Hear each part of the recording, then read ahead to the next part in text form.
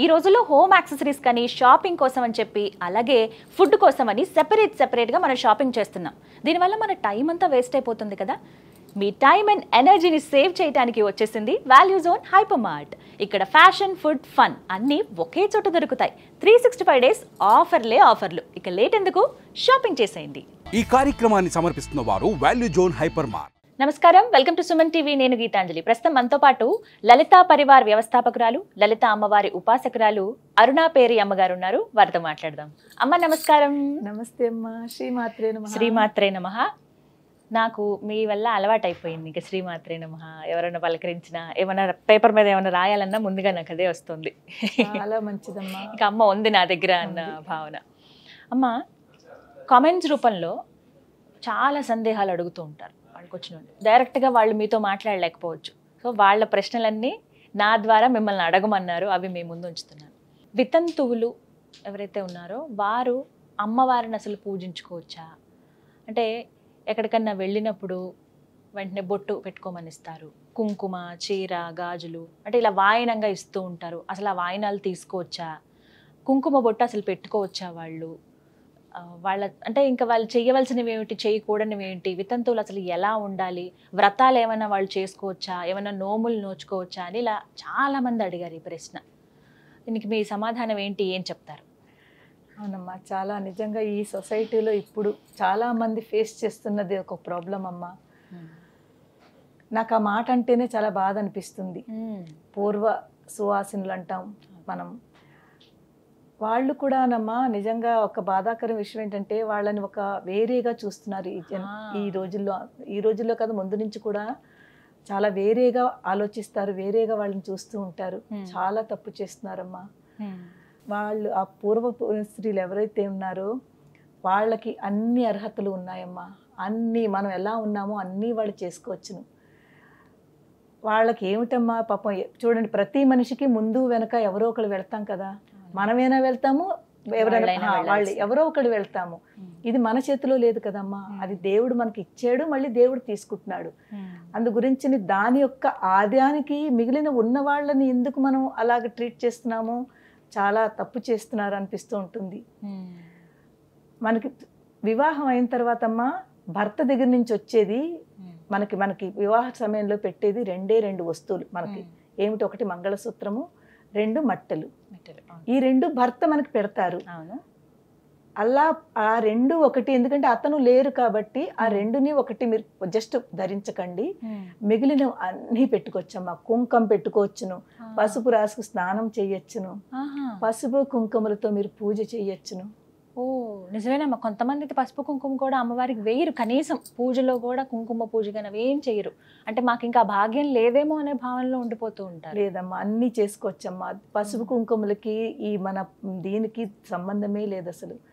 కనీసం ఈ భావనతోటి నేను పసుపు కుంకుమలతోటి అమ్మవారికి పూజ చేస్తున్నాను అనే భావనతో చేస్తే వచ్చే వాళ్ళకి ఒక మనసులో ఉంటుంది, వచ్చే జన్మైనా మాకు ఇలా ఉండకూడదని పాపం వాళ్ళు అనుకుంటారు. తప్పకుండా వాళ్ళ కోరిక తీరుతుంది. చెయ్యొచ్చమ్మా, ఏమీ తప్పు లేదు.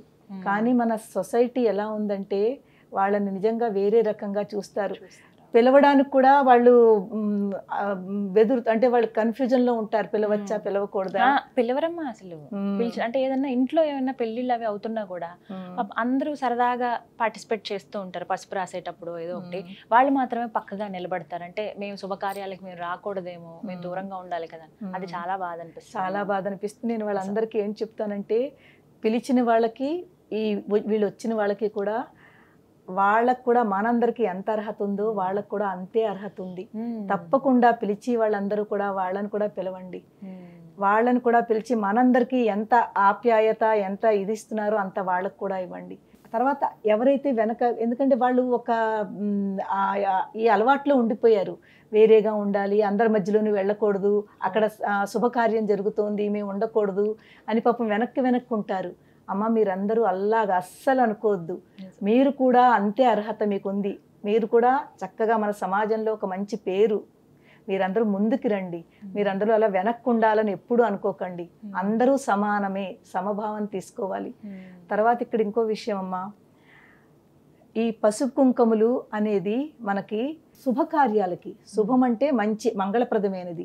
సో ప్రతి మనిషి కోరుకుంటాడమ్మా శుభం కావాలని. ఎవరు అశుభం కావాలని కోరుకుంటారు చెప్పండి? అదే కదా, మంచి జరగాలని అనుకుంటారు. ఎవ్వరు అశుభం కావాలని కోరుకోరు కదా.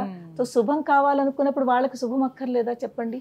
వాళ్ళని ఎందుకు మనం దూరం చేయాలి ఇది చేయకూడదని? సో వాళ్ళు చెయ్యొచ్చును. తర్వాత నేను రీసెంట్లీ ఇప్పుడు జరిగింది నేను చెప్తున్నాను. నిన్ననే ఫంక్షన్కి వచ్చాను ఒకటి. అక్కడ ఇలాగే ఒక ఆవిడ పాపం వెనకాల ఉన్నారు. అందరికీ నా దగ్గరికి వచ్చి నా చేత బొట్లు పెట్టించుకుంటున్నారు. ఆవిడ వెనక్కున్నారు, రావట్లేదు. నాకు అర్థమైపోయింది. కూర్చుని ఉన్నారు, రావట్లేదు. నేను పిలిచాను, నేను దగ్గరికి రమ్మని పిలిచాను. పిలిస్తే నేను ఇలా బొట్టు పెడుతున్నాను ఆవిడకి. ఇలా అంది ఆవిడ. ఏం పర్వాలేదమ్మా రండి అని చెప్పి నేను నా చేత్తో నేను ఆవిడకి బొట్టు పెట్టానమ్మా. నిన్న జరిగింది ఇలా. కుంకుమ బొట్టు పెట్టుకోవచ్చు, కుంకుమ పెట్టచ్చమ్మా. కుంకుమకి ఇది ఏం తప్పు లేదమ్మా. ఇది మన బొట్టు అనేది మన సంస్కారం అమ్మా. సంస్కారం. ఈ టిక్లీలు ఇవన్నీ ఇప్పుడు కదమ్మా వచ్చాయి. ఇది వరకు రోజులు ఎక్కడున్నాయి చెప్పండి? తిలకమే ఎవరైనా సరే చక్కగా కుంకుమ పెట్టుకునే కుంకుమ తిలకములో ఉన్నంత అందము. కానీ ఇది ఏంటంటే మనము బయటకు వెళ్తూ ఉంటాము, ఇటు అటు అవుతూ ఉంటుంది, తిరుగుతూ ఉంటుంది అని చెప్పి మనం ఇలా చేసుకుంటున్నాము. అందు గురించి నేను ఇది చెప్తున్నాను. మా లలితా పరివారంలో పారాయణలు అవుతుంటాయి కదమ్మా. పారాయణలు అయినప్పుడు నేను వాళ్ళకి చాలా ఇంపార్టెన్స్ ఇస్తాను. వాళ్ళని ముందు కూర్చోబెడతాను, తీసుకొచ్చి ముందు కూర్చోబెడతాను. వాళ్ళు ఎంత ఆనందపడిపోతారో చెప్పలేము. నేను అసలు డిఫరెన్స్ చూపించను. నాకు ఎంత వాళ్ళకి మిగిలిన వాళ్ళకి ఎంత రెస్పెక్ట్ ఇస్తున్నానో వాళ్ళకి అంత రెస్పెక్ట్ ఇస్తే ఇంకా ఎక్కువ ఇస్తాను. వాళ్ళకి నేను చీర జాకెట్టు పసుపు కుంకుమ నేను అందరికి ఇచ్చినట్టుగానే వాళ్ళకి కూడా ఇస్తాను. ఏమీ తేడా చెయ్యనమ్మా. వాళ్ళకి ఎంత ఆనందం ఇవ్వచ్చు, తీసుకోవచ్చు. కాళ్ళకి పసుపు రాయొచ్చమ్మా వాళ్ళకి. ఏమి తప్పు లేదమ్మా. మీ మనసు బాగుంటే, మీరు మంచిగా ఉండి మీ మనసులో మీకు రాయాలని ఉంటే అది కూడా చేయండి. ఏమీ తప్పు లేదు. దేనికి వెనకాడద్దమ్మా అస్సలు. మనకి అమ్మవారిలో ధూమావతి అని ఒక ఆవిడ ఉన్నారు, మీరు విన్నారు కదా. అమ్మవారి యొక్క తెల్ల చీర ఉంటుంది, ఏ ఆభరణాలు ఉండవు, జుట్టిలా విరబూసుకొని ఉంటారు అమ్మవారు. దాని వెనకాల కూడా ఒక స్టోరీ ఉందన్నమాట. ధూమావతి అమ్మవారు అంటే ఇలాగే పూర్వపుని స్త్రీ అంటే పూర్వ సువాసిని అంటాము. దాని వెనకాల స్టోరీ ఏంటంటే, ఒకసారి అమ్మవారు ఆకలిగా ఉంది, నాకు వెంటనే ఏదైనా తెప్పించి పెట్టండి అని శివుడిని కోరుతుంది. శివుడికి ప్రతిదీ లేలమ్మా. ప్రతిదీ జరగాలంటే దాని వెనకాల ఒక ఘటన జరగాలి అంటే ఒక పర్పస్ ఉంటుంది. అది కూడా మనందరం అర్థం చేసుకుని మనం కూడా పాటించేలాంటిది అనమాట. సో శివుడు వస్తోంది అని పాపం చెప్తుంటారు, నీకు కొంచెం వెయిట్ చేయి వస్తుందని. కానీ తనకి ఆ తట్టుకోలేక, ఆ ఆకలికి తట్టుకోలేక శివుణ్ణే ఆవిడ భోజనం కింద. సో అప్పుడు శివుణ్ణి తింది అంటే ఏమిటి? తన భర్తని తనలో తీసేసుకుంది అంటే అలాగనమాట. సో అప్పుడు తర్వాత తనకు తెలుస్తుంది అనమాట ఇలాగైందని. అప్పుడు శివుడు ఆశీర్వదిస్తాడు. ఇంకా పెద్ద స్టోరీ, ఇప్పుడు అంతవరకు వెళ్ళొద్దు, మన చాలా షార్ట్ కాబట్టి అంతా చెప్పుకోవద్దు. అప్పుడు శివుడు ఆశీర్వదిస్తాడు.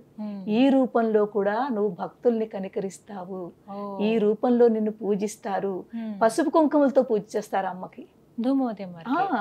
పసుపు కుంకుమలు అన్ని పెట్టి పూజ చేస్తారు.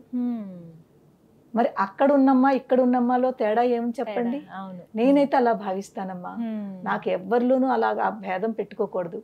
అందు గురించినమ్మా మనం అందరం కూడా వాళ్ళకి రెస్పెక్ట్ ఇవ్వాలి. వాళ్ళకి మనము అందరికీ ఎలా చేస్తున్నామో అదే తప్పకుండా అలా చేయాలి. ఈవెన్ పెళ్లిళ్లలో కూడా వాళ్ళందరినీ పిలవండి అమ్మా. మనందరికీ మనం ఎలా ఇస్తున్నామో వాళ్ళని కూడా ముందుకు తీసుకురండి. వాళ్ళకు కూడా మీరు అన్నీ చెయ్యండి మన మిగిలిన వాళ్ళకి చేసినట్టుగా. వాళ్ళని భేదం మాత్రం చూపించద్దు అని నేను అందరినీ కూడా కోరుకుంటున్నాను, చూసిన వాళ్ళందరినీ కూడాను. చాలా చక్కగా చెప్పారు. తెలుసుకోవాలి ఇది ప్రతి ఒక్కరు కూడా. వాళ్ళ వయసు కన్నా గౌరవం ఇవ్వాలి. అవును, వాళ్ళ ఎక్స్పీరియన్స్ ఉంటుంది వాళ్ళకి. పెళ్లిళ్ళు అంటే ఎన్నో చూసుంటారు కాబట్టి అదొకటి. ఇప్పటి వాళ్ళ ఎంగేజ్ లో ఇలా జరిగిన వాళ్ళైతే వాళ్ళకి మర్యాద ఇచ్చి అందరితో పాటు కలుపుకోవాలి. వాళ్ళని కూడా వాళ్ళలో ధైర్యం కూడా తెచ్చుకోవాలి. చాలా మంది ధైర్యంగా పాపం బాధలో ఉంటారు, అసలు వెళ్ళరు ఫంక్షన్లకి. అవును, దూరం ఉండిపోతారు. వాళ్ళందరికీ నేను చెప్పేది ఏంటంటే, అమ్మ మీరు ముందు మీలో ధైర్యం తెచ్చుకోండి. మేము సమాజంలో ఒక రెస్పెక్ట్ గా ఉండాలి అని ప్రతి వాళ్ళు కోరుకుంటారు, కానీ లోపల ఉంచుకోవడం కాదు, దాన్ని బయటకు కూడా చూపించండి.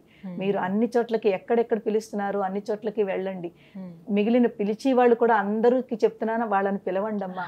వాళ్ళని వాళ్ళ ఆశీర్వచనాలు ఎంత విశిష్టతో అలాంటి వాళ్ళు వచ్చి ఆశీర్వదించారంటే మనకి దేవుడు ఆశీర్వచనాలతో సమానము. వాళ్ళ మంచి మనసుతో అది ఆశీర్వదిస్తారు, బ్లెస్సింగ్స్ ఉంటాయి. అలాగే ఈ వీళ్ళందరికీ ఏంటంటే ధైర్యం తెచ్చుకుని మీరు అన్ని చోట్లకి వెళ్ళండి, అన్నింటికి అర్హులే. నేను ఒకటే వరలో చెప్పాలంటే ప్రతి దానికి అర్హులేనమ్మా. కుంకుమ చక్కగా అమ్మవారికి మీరు పూజ చేసుకోండి, మీరు బొట్టు పెట్టుకోండి అని చెప్తాను. మీరు దేనికి వెనకాల ఆడకండి అమ్మా. నీకైతే అలా ఎవరైతే ఇలా చేస్తున్నారో వాళ్ళందరికీ మరీ మరీ చెప్తున్నాను, వాళ్ళని మాత్రం అలాగ వేరేగా చూడొద్దు. వారిని మన ఫ్యామిలీలో ఒక మన మెంబర్ గానే చూడండి, అందరితో పాటుగానే మంచి రెస్పెక్ట్ ఇవ్వండి. ఇంకా వాళ్ళని ఇంకా ధైర్యం చెప్పి ఇంకా ముందుకు తీసుకురండి వాళ్ళకి. ఇలా చేస్తే మన సమాజం బాగుపడుతుందమ్మా. చాలా చక్కగా అందరూ కూడా ఇలాంటి వాళ్ళు ఇలా ఇలా చేసుకుంటుంటే వాళ్ళల్లో ఆనందం మనం ఇచ్చామనుకోండి, ఎంత ఆనందం. వాళ్ళ ఆనందం కాదు, మన ఆనందం. నిజం అదైతే కదమ్మా. నిజం. చాలా చక్కగా చెప్పారమ్మా. ధన్యవాదాలు. శ్రీమాత్రే నమః. శ్రీమాత్రే నమః.